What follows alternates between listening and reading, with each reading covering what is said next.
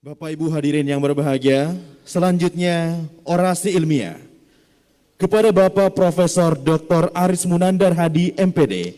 Disilakan.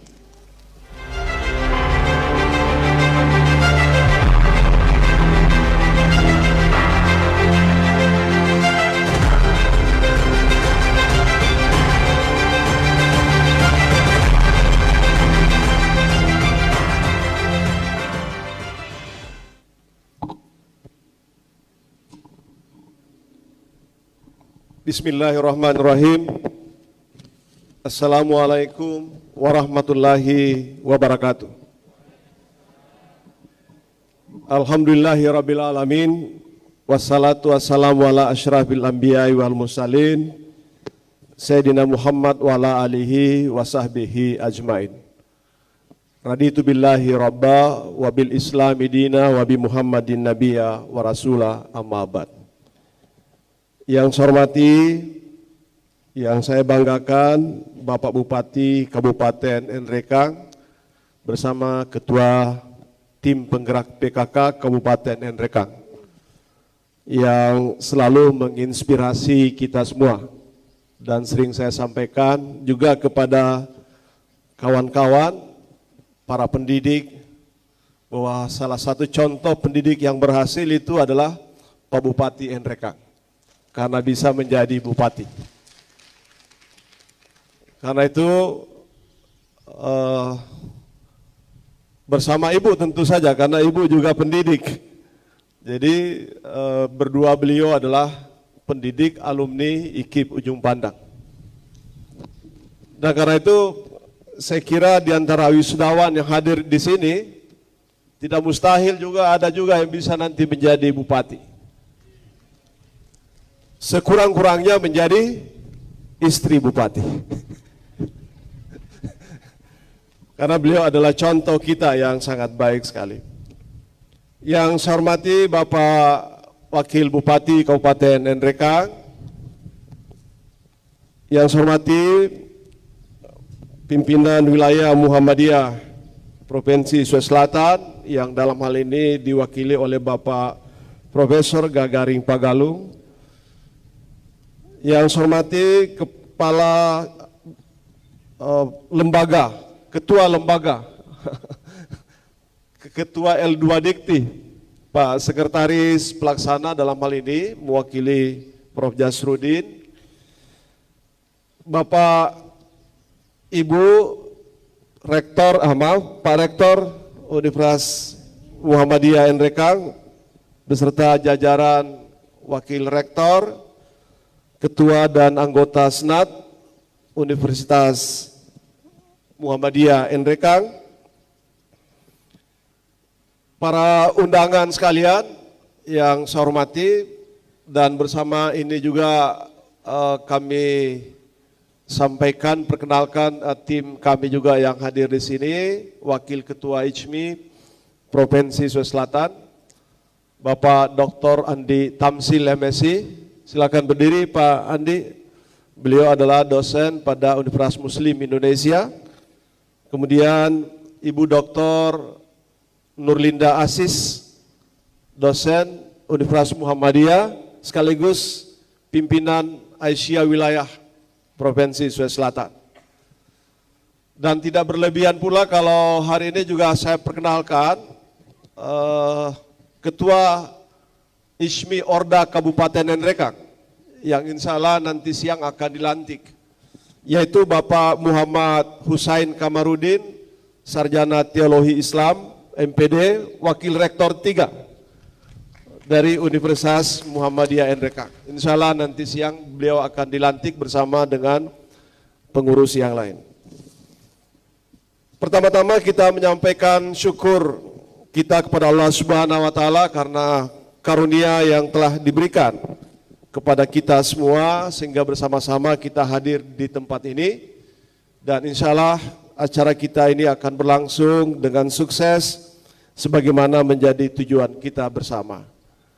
Insya Allah orasi juga ini tidak perlu terlalu panjang karena karya ilmiah itu ada beberapa versi.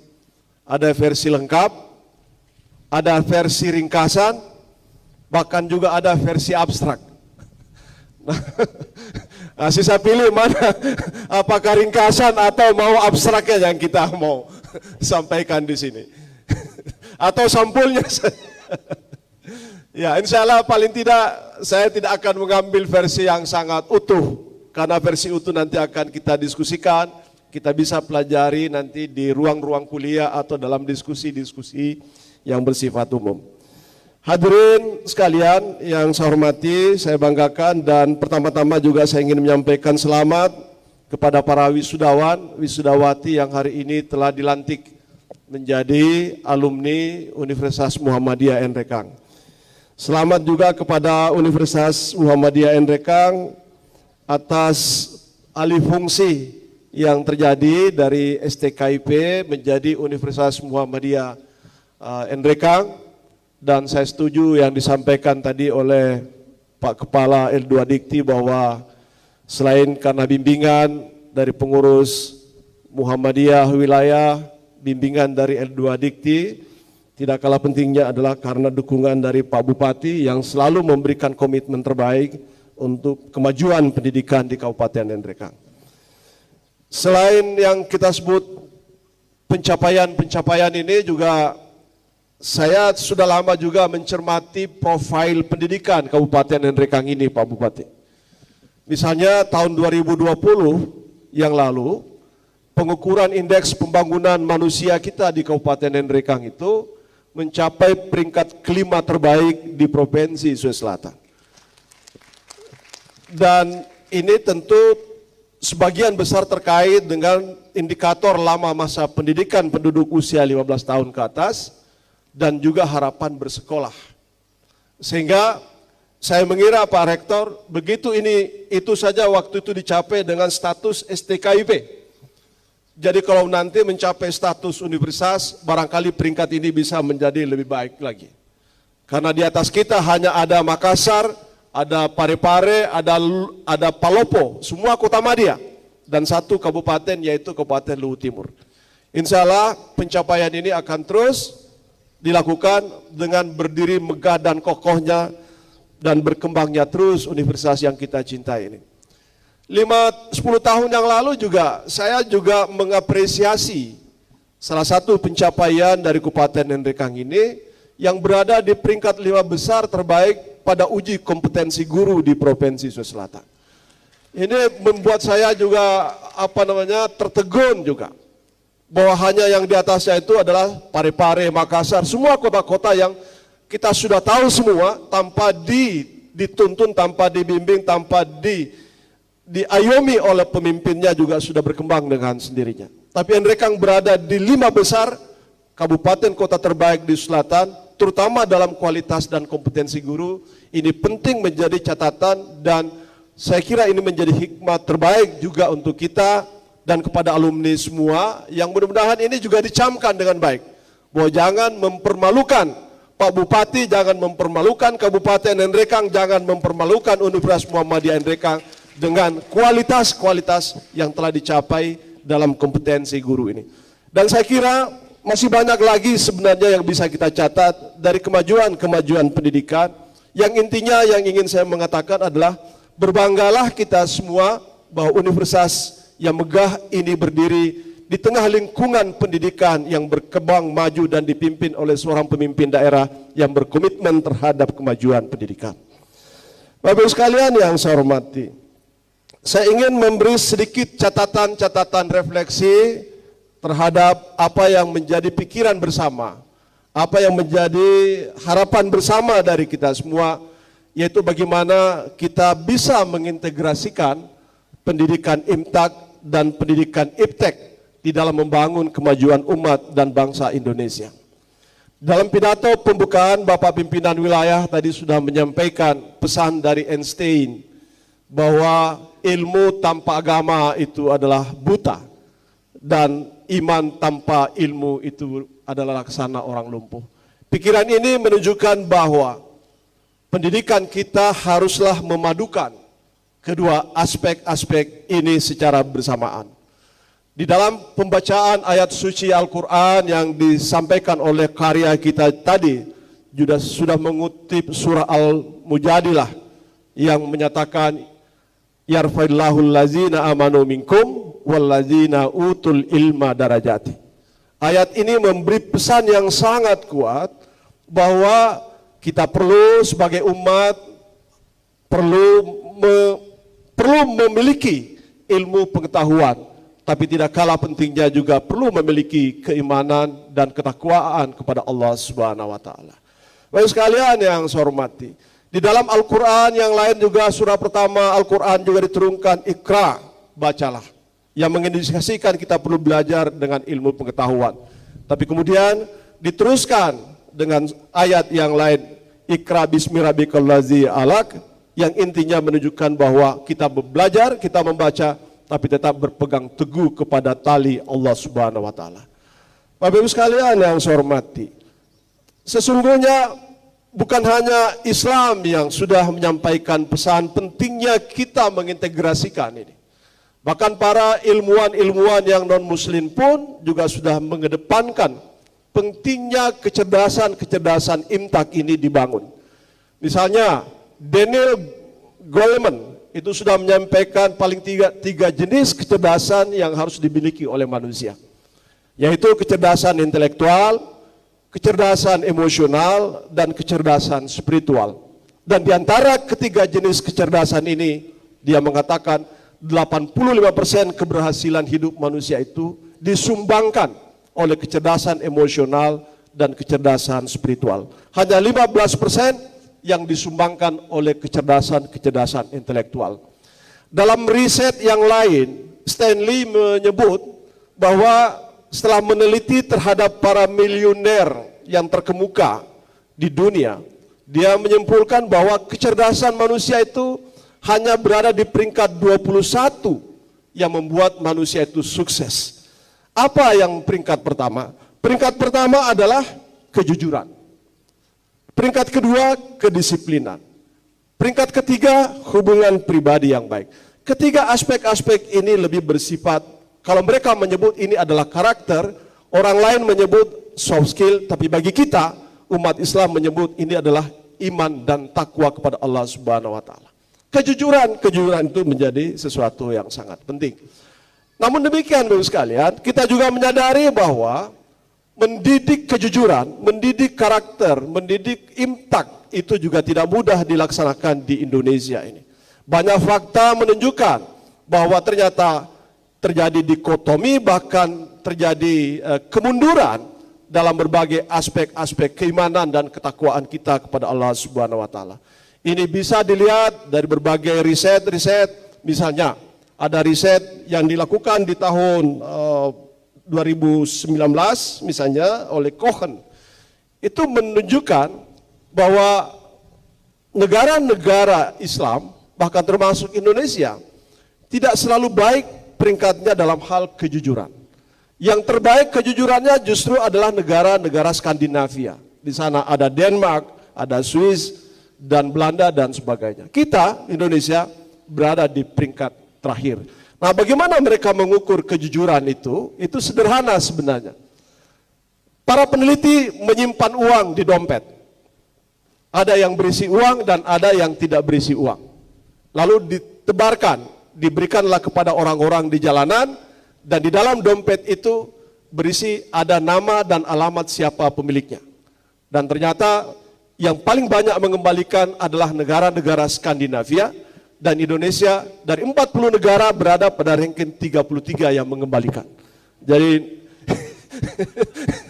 jadi bisa kelihatan bagaimana kita punya bagaimana kita punya nasib dengan karakter-karakter seperti ini. Nah, itulah menjadi tantangan bagi kita. Itu baru satu aspek. Tentu juga dengan aspek-aspek yang lain kita bisa berpanjang lebar berdiskusi dan bicarakan itu. Tapi izinkan saya hanya ingin melihat satu contoh saja bahwa betapa demoralisasi sudah terjadi di dalam lingkungan pergaulan masyarakat kita. Dan tanggung jawab yang terbaik untuk bisa mengembalikan ini adalah ada pertama-tama pada tanggung jawab pendidikan. Dan kita semua, kebetulan semua di sini berada dalam lingkungan pendidikan yang harus bekerja bersama-sama untuk memperbaikinya. Bagaimana kita bisa memperbaikinya? Yang pertama, saya kira kita harus bisa memperbaiki kembali pola pembelajaran kita di sekolah.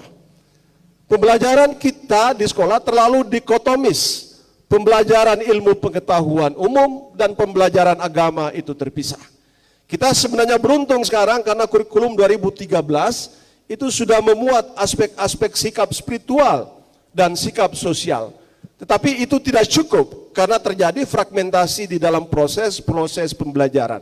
Padahal kita perlu memahami bersama-sama bahwa di dalam ajaran-ajaran agama Islam sudah banyak petunjuk-petunjuk tentang ilmu pengetahuan. Misalnya dalam aspek lingkungan hidup, di dalam Al-Quran sudah dijelaskan bahwa banjir, bencana alam itu terjadi karena ulah manusia. Tapi itu belum sempat diajarkan, tidak banyak diajarkan oleh guru-guru biologi kita atau guru-guru kita di SMP dan SMA. Nah, pola-pola interaksi kajian antar disiplin ini penting dikembangkan di dalam pengajaran sekolah untuk membangun interrelasi antara ilmu agama dan ilmu pengetahuan yang secara umum. Yang kedua, Bapak-Ibu sekalian, kita punya problem-problem juga dalam pembelajaran agama Islam di sekolah. Saya telah membaca misalnya kurikulum agama kita pada kurikulum 2013. Itu ternyata bahwa di dalam kurikulum di 2013, di SMP terutama, itu baru diajarkan kewajiban salat berjamaah. Baru dia kewajiban salat Jumat. Padahal ajaran agama kita sudah mengatakan pada umur 10 tahun itu wajib hukumnya bagi anak-anak kita untuk salat. Padahal usia SMP itu adalah usia kira-kira sekitar 11-12 tahun. Jadi ini sesungguhnya terlambat kita mengajarkan pendidikan agama itu ketika kita di SMP, sementara anak-anak sudah diperintahkan untuk sering-sering salat berjamaah di sekolah. Ini penting diperbaiki. Nah, karena itu gagasan kita, konsep pendidikan yang penting sekali kita ingin kembangkan adalah memupuk proses kesinambungan pendidikan kita, mulai dari pendidikan anak usia dini sampai pendidikan tinggi. Di Surabaya, saya pernah mengunjungi sebuah sekolah yang namanya Sekolah Yayasan Al-Hikmah, dan konsep pendidikan agamanya menurut saya sangat baik sekali. Apa beda antara pelajaran agama Islam di SD, di SMP, dan SMA? Beliau menjelaskan bahwa kalau di SD kita mendidik kesalehan individual, tapi semakin tinggi anak-anak itu kita didik kesalehan-kesalehan sosialnya. Nah, ini karena itu maka kewajiban tentang rukun Islam sesungguhnya harus selesai di tingkat dasar. Jangan sampai dibiarkan sampai pada tingkat pendidikan menengah pertama, apalagi nanti diajarkan pada pendidikan menengah umum. Dan sering juga terjadi di sekolah-sekolah kita, terjadi redundant atau tumpang tindih pembelajaran agama antara SD, SMP, dan SMA, sehingga sering kali terjadi pengulangan-pengulangan yang sesungguhnya tidak perlu di dalam proses pendidikan kita. Yang ketiga, Bapak sekalian, pendidikan agama kita perlu lebih interaktif, lebih kontekstual, dan lebih komprehensif. Bukan hanya pada proses-proses kognitifnya saja, tapi juga pada praktek-praktek pembelajarannya. Saya ingin mengambil satu contoh saja, betapa tidak utuhnya pembelajaran agama kita di sekolah.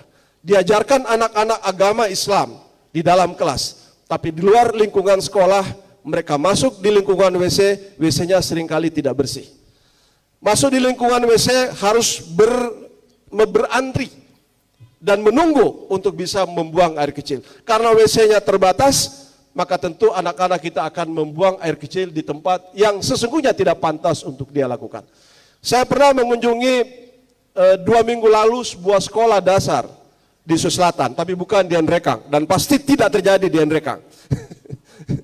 Di sana jumlah muridnya hampir 150 orang. WC-nya ada 2. Cukup bagus, tapi 1 WC itu dimiliki oleh guru dan hanya 1 WC dimiliki oleh siswa. Bayangkan kalau bersamaan semua beristirahat dan mau masuk di kamar mandi atau WC buang air kecil, kira-kira apa yang terjadi? Itu bisa terjadi lagi di situ berkelahi. Siapa yang berkuasa, dia yang akan masuk duluan. Dan ini ya yang tidak boleh terjadi. Kalau standar pendidikan kita, menurut Badan Standar Nasional, rasio WC terhadap jumlah murid itu 1:60 untuk siswa laki-laki dan rasionya 1:50 untuk siswa perempuan. Nah, yang terakhir, bagaimana kita bisa membenahi dan memperkuat keimanan dan ketakwaan kita dalam pendidikan kita. Yang terakhir adalah soal pendidikan kejujuran. Bagaimana kita mendorong praktek-praktek kejujuran kita di sekolah. Saya kira banyak hal yang sudah dilakukan oleh pemerintah kita. Dulu di tahun-tahun 2000 awal di Sulawesi Selatan ini semarak sekali dibikin kantin kejujuran. Tapi apa yang terjadi? Kantin kejujuran itu sekarang hilang. Tidak berkembang karena habis diambil makanannya dan tidak dibayar oleh siswanya. Habis modalnya. Nah, padahal kita belajar dari Jepang. Kenapa Jepang hebat dalam pendidikan karakter? Karena satu persoalan pertama adalah kejujuran, integritas itu yang ditanamkan. Mereka, anak-anak beristirahat di Jepang itu keluar, mengambil sapu, membersihkan halaman sekolah yang kotor, yang kedua masuk di kantin dan membayar tanpa seorang pun petugas di sana.